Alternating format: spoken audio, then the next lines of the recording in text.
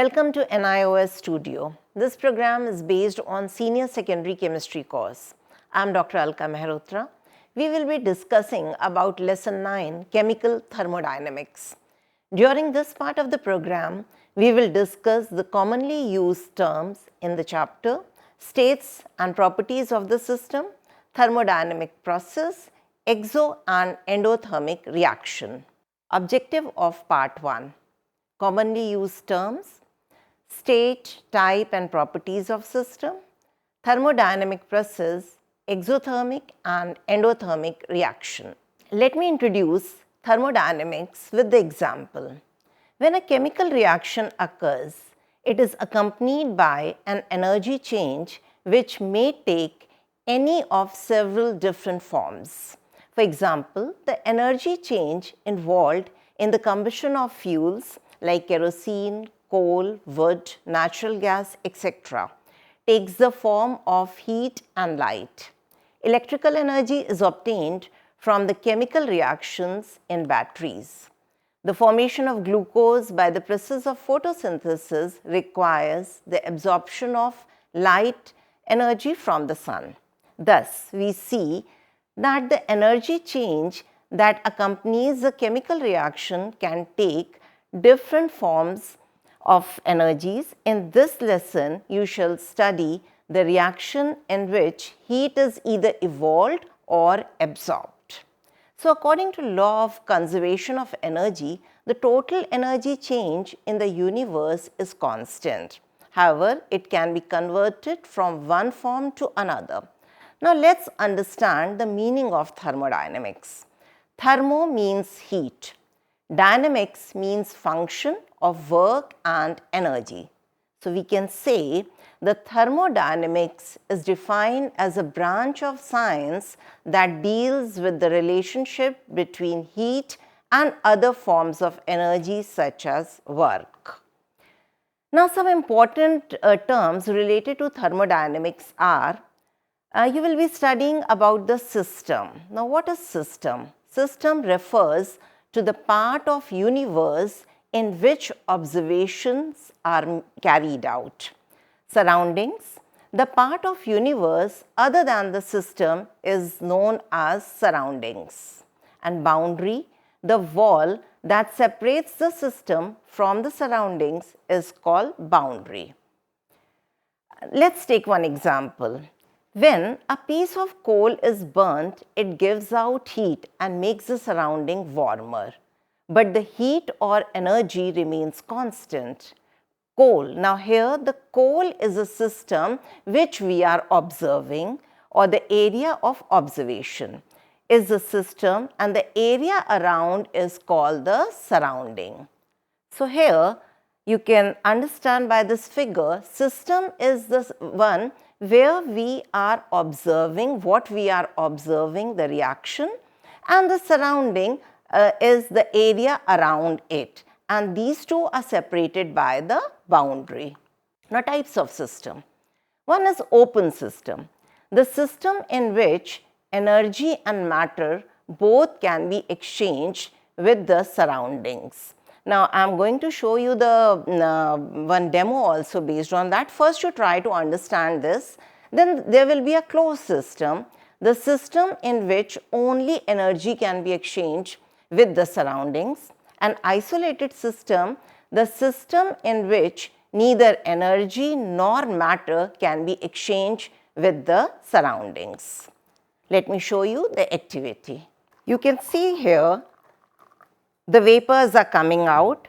Now, let's take this as a boiling water. It's a boiling water. Now, when we boil water, and this is a open means nothing is covered over there. You can see the heat transfer is there and the matter also. How matter? Because water is converted into the water vapor. So, there is a transfer of matter as well as the heat. You can see in the diagram also in the figure, the open system is the one where heat and matter both can be exchanged. Now, what are we going to do next? We are going to close it. Okay. Now, it is closed. Now, what is happening? Here you can see the only heat can be transferred, but matter can't. Like the vapors which are formed will condensed over here and will go down in the water. So only heat can be transferred, not the matter. So this is a closed system. Now then we come to the isolated system. You can see here, this is a thermos flask. What is the meaning of here? Meaning of this thermos flask is, we can say that neither heat nor matter is transferred. That is why whenever we put hot water or cold water, it will remain as it is. The reason? Because in the thermos there is a double layered. Air is there which is acting as an insulated wall. So it's an isolated system. There is no change of heat or the matter. We describe the state of matter. We describe the state of a system by its measurable properties. For example, we can describe the state of gas by specifying its pressure, volume, temperature, etc. These variable properties are called state variables or state functions. Their values depend only on the initial and the final state of the system and not on the path taken by the system during the change. When the state of a system changes, the change depends only on the initial and the final state of the system. So what is state of system? When microscopic properties have definite value, the conditions of existence of the system is known as state of system. Now, it is divided into two. One is state functions, other is path functions. As the name is suggesting, state function means when values of a system is independent of path followed and dependent only on the initial and final state, it is known as a state function. That is, examples are internal energy, enthalpy, etc. We will be discussing later about internal energy and enthalpy. Now, path function means these depend on the path followed, for example, work, heat, etc. As explained earlier, the measurable properties of system are called state variables that may be divided into two main types: intensive properties and extensive properties. Intensive property means the properties of the system which depends only on the nature of the matter but not on the quantity of matter are called intensive property. For example, pressure, temperature, specific heat, etc. Like suppose here you try to understand, like when we are talking about temperature. Now temperature, the water boiling point is 100 degrees Celsius, whether you are taking a full glass of water or a spoon of water, a few milliliter or a liter. It means it does not depend on the quantity of matter. Now, extensive property means the properties of the system which are dependent on the quantity of matter are called extensive property. For example, internal energy, volume, enthalpy, etc. Now, you can see here the extensive property and the intensive properties. Let us first understand what do we mean by the process. Let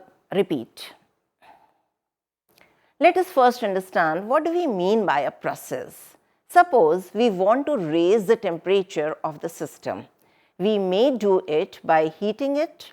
Here, heating is the process.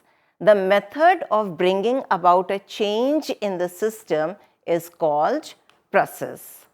So, thermodynamic process is what? The method of bringing about a change in state is called process. Thermodynamic processes are of two types: isothermal process, adiabatic process. In isothermal process, temperature remains constant, like melting of ice, it will be constant. Adiabatic process, in which the heat is not exchanged by the system with the surrounding. Now, let me explain it further with the example. Isothermal process, in which the example is ice melts at 273 Kelvin or 0 degrees Celsius, at 1 atmospheric pressure. The temperature does not change as long as the process of melting goes on. Such processes are example of isothermal process where the temperature is constant. We can define isothermal process as follows. When the temperature of the system remains constant during the various operations, then the process is said to be isothermal. If an acid is mixed with a base in a closed thermos flask, the heat evolved is retained by the system. Such processes are known as adiabatic process because the thermos flask does not allow exchange of heat between the system and the surrounding. So, adiabatic process can be defined as follows. In an adiabatic process, there is no exchange of heat between the system and the surrounding. Thus, in adiabatic process, there is always a change in temperature. Now, other is reversible and irreversible process. Reversible process that follows the reversible path, that is, the process which occurs in indefinite or infinite number of steps. In this way, what the equilibrium conditions are maintained at each step, and the process can be reversed by infinitesimal change in the state of function. Irreversible process, the process which cannot be reversed, an amount of energy increases. All natural processes are irreversible processes. Now, next is exothermic and endothermic reactions. Exothermic reaction in which exo means out, the heat is given out. Endo means in, the heat is given in. So, this is the basic difference between the exothermic and endothermic reaction. Now, you can see here the major difference between the exo and endothermic reactions are exothermic reaction, the reaction that releases energy from the system in the form of heat. Endothermic reaction, a reaction that the system absorbs heat from its surrounding in the form of heat. Exothermic reaction, heat is released from the system to its environment, while in endothermic reaction, the heat is or the energy is absorbed from the surrounding into the reaction. Exothermic, heat is released or energy is released as heat, while endothermic reaction, energy is absorbed in the form of heat, electricity or light. Exothermic reaction, example you must have noticed in your previous classes that lime water or the quick lime added to water to form slaked lime. So, the lot of heat is evolved in this reaction. Adding of acid in a test tube containing a few pieces of granulated zinc, that is metal, reacts with acid, that is also exothermic reaction. Burning of coal, exothermic reaction because heat is evolved in these cases. Now, in endothermic reaction, adding a small amount of solid ammonium chloride in the test tube half filled with water. So, you will find the test tube becomes colder or cooler. So, it means endothermic reaction. Then mix barium hydroxide with ammonium chloride in small quantities in water taken in a test tube. That is also the example of endothermic reaction. So, here this part is ending. Thank you.